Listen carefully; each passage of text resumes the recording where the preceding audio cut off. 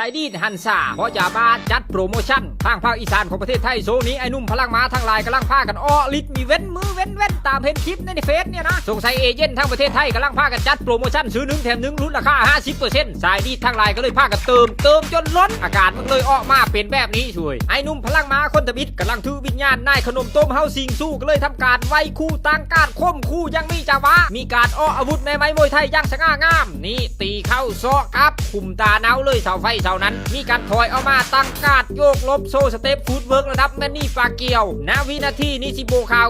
เราเล่นเข้ามาเพราะใหญ่นี่เตะฮาดเคิงเงดสมัยเรายังนุ่มนี่จักก็เคยเป็นแชมป์มวยไทยซุปอัศวินดำไม่จักอันนี้ไอ้นุ่มพลังม้าคนที่2แหงสยบสยองก็คนทวิตช่วยเบิ่งจะท้าฟิตหางกายปุ๊บอยู่แต่สันอวกาศผู้คนธรรมดาเพื่อสิขึ้นไปฮอดนั้นได้กับเมยพ่อตายแล้วแต่เพิ่นนี้ยังมีการโซ่ท้าโหนบาดึงคอเดดพีเพิลชาวเน็ตได้สัมผัสถึงพลังที่ซ้อนอยู่ในตัวแล้วเทนสูงๆนั่นนี้ตกฟาดลงมาไม่ได้เจ็บจักดีรุ่นนี้นะตีลังกาปุ๊บ2ทีเจ็บดีปั๊บยืนจึ๊กระดับแมวโพงไอ้นุ่มพลังม้าคนที่3หนุมานกำลังแพงลิดเราขั้นเนื้อขั้นตัวหางกายมันต้องการแห้งปะทะก็เลยโซ่สกิลการปีนเสาเบิ้งฟาดหนึ่งนี่หลังจากโซ่สเต็ปแล้วเราก็ได้ทำการห้องวางด้วยขี้สูงวันเอาห้องน้ำวงเฮฟวี่เมทัลโซ่ท้าฟันดาบคาตนาไปบ้านหนึ่งฟันชึบลงไปออกซิเจนบริเวณนั้นหาดเป็นท่อนๆเลยช่วยมีการกระโดดเกาะฝ่าเฮิร์นแบบวิชากับแกตีเหนียวโดนลงมาหนุมานคุกฝุ่นต่ออีกสุดยอดขนาดตัวนี้สงสัยทุกเม็ดสีฟ้าโซนไอ้นุ่มพลังม้าคนที่4เราก็มาแบบไปลุ้นเมกาที่ลงไหลในการอาบแดดเราก็เลยแก้เชอร์โซล่าปีนขึ้นราคา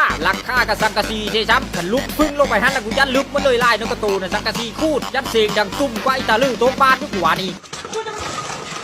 ตะลือตกบ้านโซนบาดใจของเราก็มีการมายืนเฮ้อกันเราเจออยู่ทางลุ่มแล้วก็มีการโงดกล้องความควันขึ้นไปเฮ้อแต่เราก็ปฏิเสธมียอมหักเอาผิดทั้งนั้นเบิ่งจากขาเพิ่นนี่กับปานไม้ไทยโหใจสินเปิดเพลงหน้าฟ้ายามพิษมันนี่ละเฮากระทักขนาดหัวโซนไอ้นุ่มพลังม้าคนที่5มาในลูกนายหอยสิงแต่เพิ่นนี่มาในเวอร์ชั่นของนายหอยม้ามีแม้นายหอยควายนะรุ่นนี้ไม่ได้สนเจอเรื่องการค้าโง่ค้าควายดอกค้าม้าอย่างเดียวเพราะโซนลายนั้นเราใช้ชีวิตในเฉพาะตอนกลางคืนพอตกเป็นกลางเว้นมาหูตาก็เลยมีข้อเห็นหูปะเลิกก็เลยได้ไต่โคมเยิงมาแต่ไกลเลยอ่ะดิย่างไปทางเลิศนี่มาเฮ้ามัดบ้านขนาดโง่ยังตกเจอจุขึ้นเอาหมามันสิทนได้เนอะลูกดีนะโง่มีชนหามแตะมือนี้ก็ได้ซึ่งหมอนี้เราน่าจะเฮ็ดเอา5ซื้อไม่ได้เซฟแท้โซนคนที่1คนที่4นั้นตัวจริงเสียงจริงมีการใช้สแตนด์อินหรือนักแสดงแทนสิ่งที่ทุกท่านได้เห็นมาทั้งหมดนี้มันก็คือผลของยาบ้ามันก็ชมซื้อมันแล้วยาบ้าเฮ้ยคนเสพบ้าคนค้าโรยคนโซยคือญาติพี่น้องและกระสังคมช่วยน้องนุ่งเยาวชนผู้เลยเห็นคลิปนี้แล้วถ้าจะเป็นแบบนี้สุขภาพกับสูบโลดยาบ้านั่นแต่ถ้าเพิ่อจะหังจะมีจะลำจะโรยแล้วก็อยู่ห้างของพวกนี้ไว้แล้วชีวิตจะมีความสุขเพราะว่าดับอยู่ไว้มันคือมิติใหม่ของการใช้ชีวิตเพราะใหญ่นี่แฮ